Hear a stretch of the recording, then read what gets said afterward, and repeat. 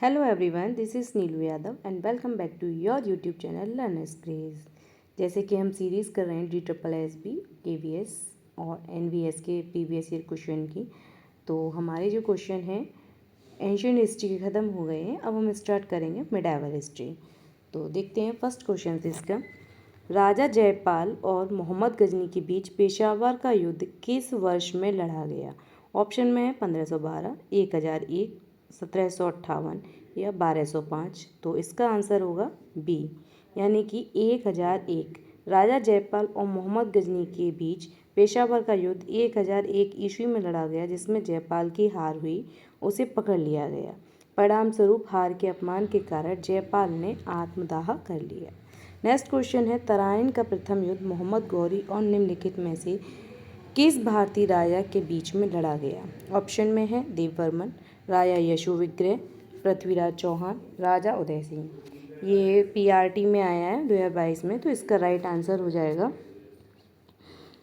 सी, यानी कि पृथ्वीराज चौहान। ठीक है, इसका सॉल्यूशन देखते हैं।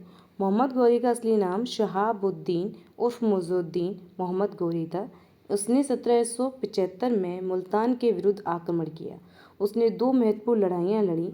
1191 में तराइन का प्रथम युद्ध पृथ्वीराज चौहान से पराजित हुआ था, और 1192 में, ये गलत प्रिंट हो गया यहाँ पे, 1192 में तराइन द्वितीय युद्ध, जहाँ पृथ्वीराज चौहान पराजित हुआ, उसके द्वारा मारा गया। यानी कि 1191 में पहला हुआ था, जिसमें क्या हुआ था, गौरी हारा था। ठीक है, गौरी हारा और पृथ्वीराज चौहान को विजय प्राप्त हुई थी।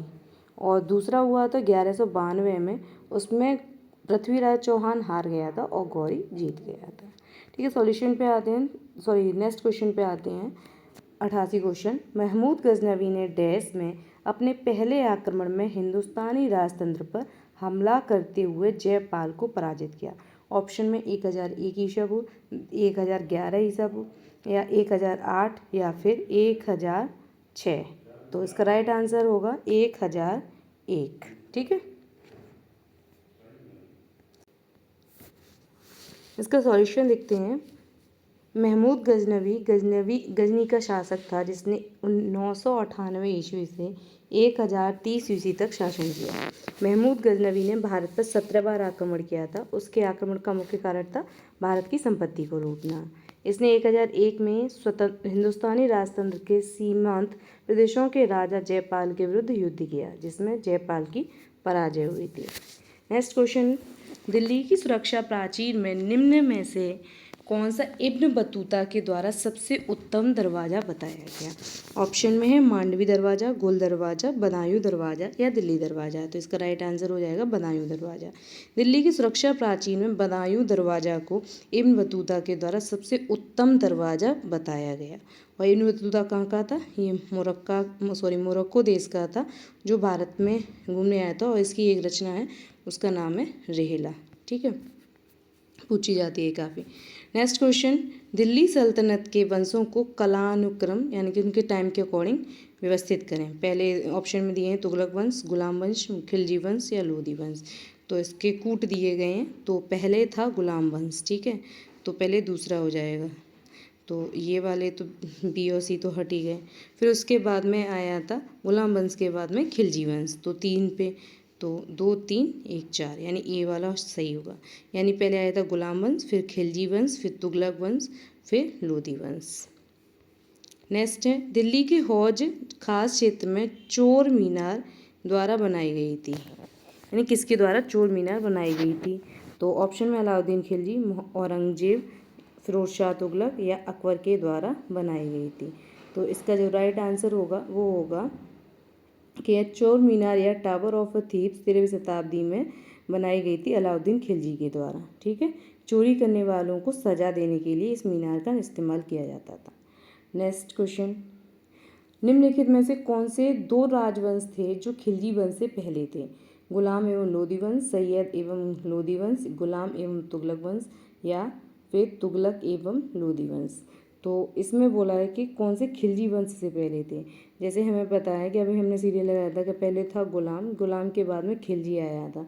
तो इसमें गुलाम से पहले लोधी तो कोई होगा ही नहीं, क्योंकि दूसरे नंबर पे ही लोधी था।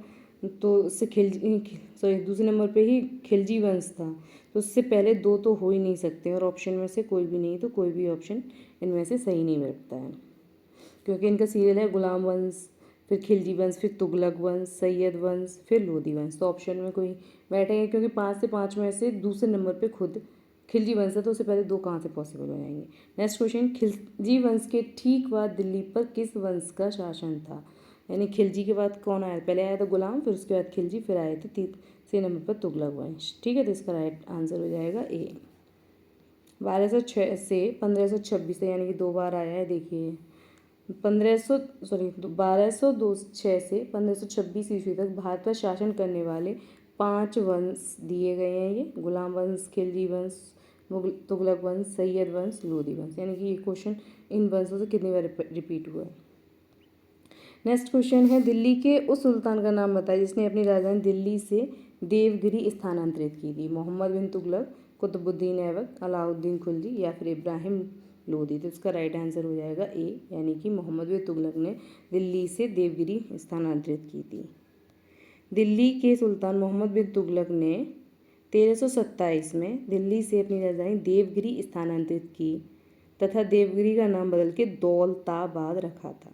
मोहम्मद बिन तुगलक का पूरा नाम यानी कि मूल नाम इनका जो था वो था जूना खां या जौना खां। ठीक है, उसने उलूग खां की उपाधि धारण की थी और इसी के टाइम पे मोरक्को का जो निवास यात्री था इब्न बतूता भारत आया था, उसकी रचना है रिहला जो मैंने पीछे बताई थी। ठीक है, और ये कृषि को उन्नति के लिए किसने मोहम्मद बिन तुगलक ने अमीर कोही और दीवान अमीर कोही नामक विभाग बनाए थे। तो ये पूछा जाता है कि अमीर कोही किससे रिलेटेड था? तो कृषि की उन्नति के लिए किसने बनाया था? मोहम्मद बिन तुगलक ने बनाया था। नेक्स्ट क्वेश्चन है, 12वीं शताब्दी के अंतिम दशक के दौरान निर्मित कुब्बत उल इस्लाम मस्जिद और मीनार डैश गए शहर की प्रथम सामूहिक मस्जिद थी। वो ढाका के सुल्तान, दिल्ली के सुल्तान, लाहौर के सुल्तान या अफगानिस्तान के सुल्तान के द्वारा? तो ये बनवाई गई थी दिल्ली के सुल्तान के द्वारा। ठीक है, कौन सी? कुब्बत उल इस्लाम मस्जिद और मीनार। ठीक है, तो 12वीं शताब्दी के अंतिम दशक में दिल्ली के सुल्तान कुतुबुद्दीन ऐबक ने कुब्बत उल इस्लाम मस्जिद का निर्माण कराया था और पृथ्वीराज चौहान की पराजय के पश्चात ऐबक ने इस मस्जिद का निर्माण करवाया था। यह तुर्क मस्जिद है पहली भारत में और इसकी विशेषता है कि उसका मकसूरा उसके द्वारा जुड़ा किबला जीवान है। ठीक है, ये तो मुझे भी पता नहीं क्या है। नेक्स्ट क्वेश्चन, अलाउद्दीन के शाही दरबार को इस महान कवि ने नवाजा। यानी कि अलाउद्दीन का जो दरबार था उसमें कौन सा महान कवि था? फिरदौसी, उमर खयाम, अमीर खुसरो या इब्न बतूता। तो इसका जो राइट आंसर है अमीर खुसरो। ये मतलब समथिंग 8 राजाओं के जो 8 मुगल शासक थे, मुगल्स क्यों वो मोमडन थे, लेकिन मुगल नहीं बोला जाएगा, मुस्लिम शासक थे जो वो दिल्ली सल्तनत के उनके टाइम पे रहा था, अमीर खुसरो रहे थे। तो इसका सॉल्यूशन देखते हैं।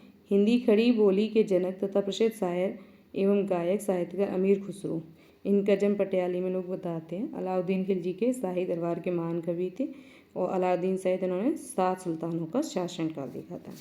नेक्स्ट क्वेश्चन, भारतीय उपमहाद्वीप की पहली महिला मुस्लिम शासिका कौन थी? चांद बीबी, जेवेनिसा, जहारा या रजिया सुल्तान। तो इसका राइट आंसर होगा रजिया सुल्तान। मोस्टली लोगों को पता होता है रजिया सुल्तान भारत की पहली और आखिरी मुस्लिम महिला शासिका थी। उसने 1236 से 1240 के मध्य दिल्ली पर शासन किया था। रजिया सुल्तान गुलाम वंश के शासक इल्तुतमिश की पुत्री थी। नेक्स्ट क्वेश्चन, भारत में प्रसिद्ध गोल गुम्बद कहाँ पे स्थित है? ऑप्शन में है चित्तौड़गढ़, औरंगाबाद, अजमेर या फिर बीजापुर। तो इसका राइट आंसर हो जाएगा डी, यानी कि ये बीजापुर में स्थित है। बीजापुर का गोल गुम्बद या गुम्बद मोहम्मद आदिल शाह का मकबरा है यहाँ पे। इसका निर्माण 1656 में वास्तुकार दावुल के याकूत द्वारा करवाया गया था। ठीक है, नेक्स्ट क्वेश्चन, निज़ाम उल मुल्क आसफ शाह डैश राज्य के संस्थापक थे। यानी कौन से राज्य के संस्थापक थे? वो हैदराबाद के थे।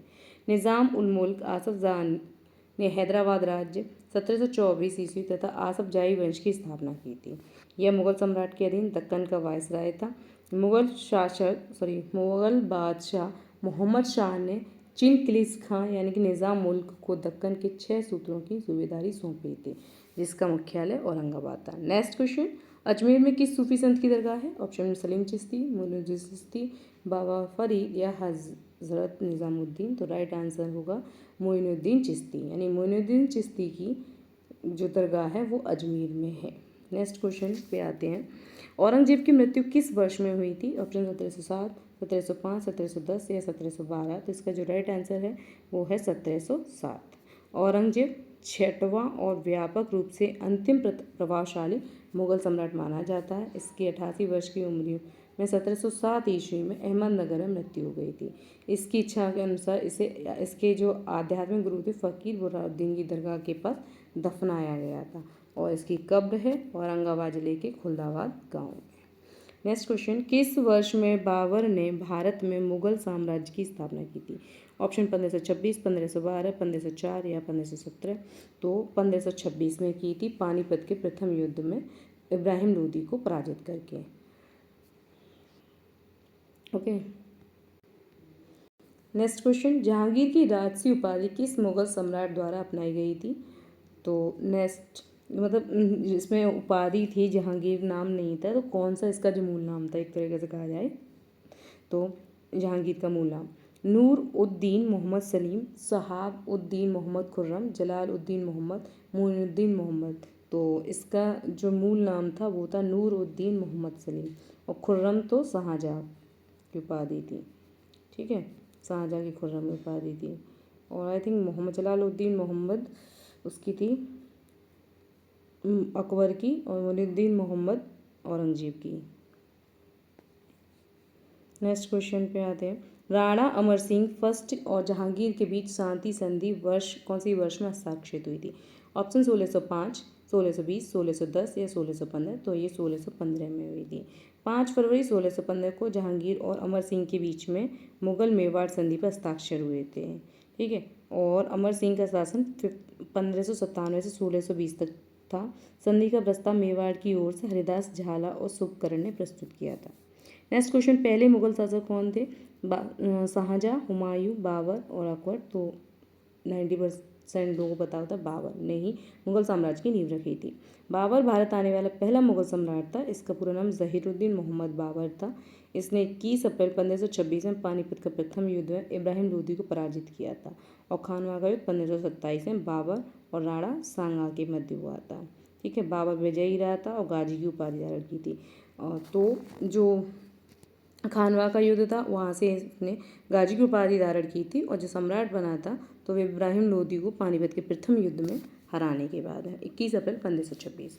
नेक्स्ट क्वेश्चन पे आते हैं। मुगल साम्राज्य में उस सेनापति का क्या नाम था जिसने अपने शुरुआती दिनों में अकबर का मार्गदर्शन और देखभाल किया जब अकबर 14 साल के उम्र के सिंहासन पर बैठा? ऑप्शन में टोडरमल, बैरम खां, मानसिंह या आदम खान। ठीक है, तो इसमें राइट आंसर होगा बैरम खां। बैरम खां एक सैन्य कमांडर थे।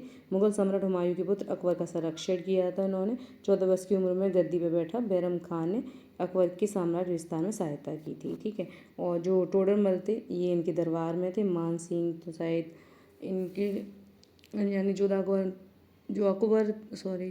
जोधा थे उनके भाई या भतीजे कुछ ऐसे थे। नेक्स्ट क्वेश्चन, निम्नलिखित में से कौन सा कारक मुगल काल के दौरान कृषि के विस्तार के लिए जिम्मेदार नहीं था?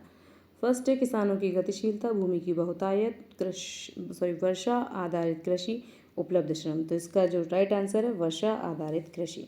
मुगल काल में जमीन की बहुतायत, मजदूरों की मौजूदगी और किसानों की गतिशीलता की वजह से कृषि का लगातार विस्तार हुआ। चूँकि खेती का प्राथमिक उद्देश्य लोगों का पेट भरना था, इसलिए रोज़मर्रा के खाने की ज़रूरतें जैसे चावल, गेहूँ, ज्वार इत्यादि फसलें सबसे ज़्यादा उगाई जाती थी।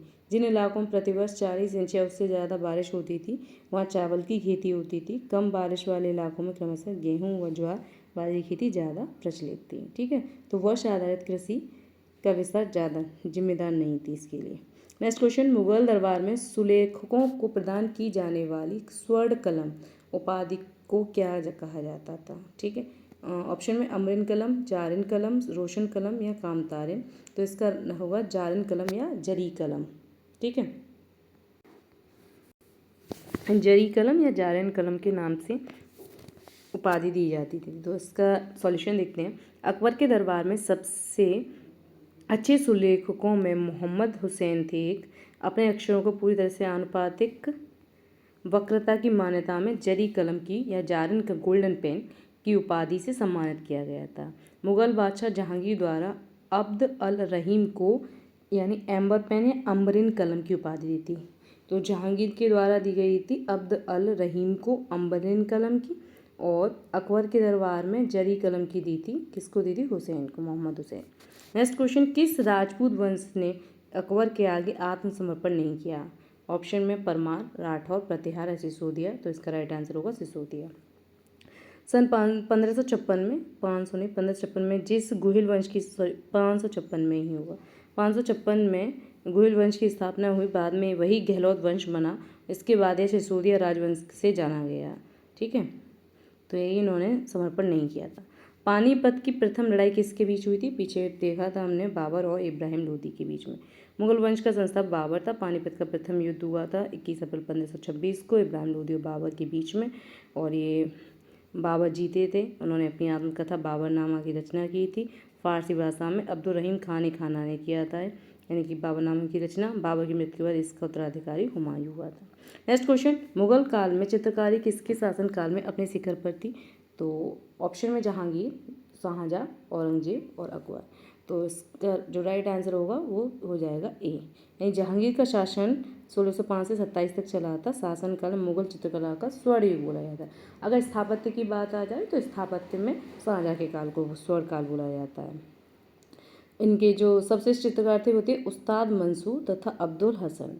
इन्हें क्रमशः नादिर उल अस्र की तथा नादिर उल जमा की उपाधियाँ दी थी।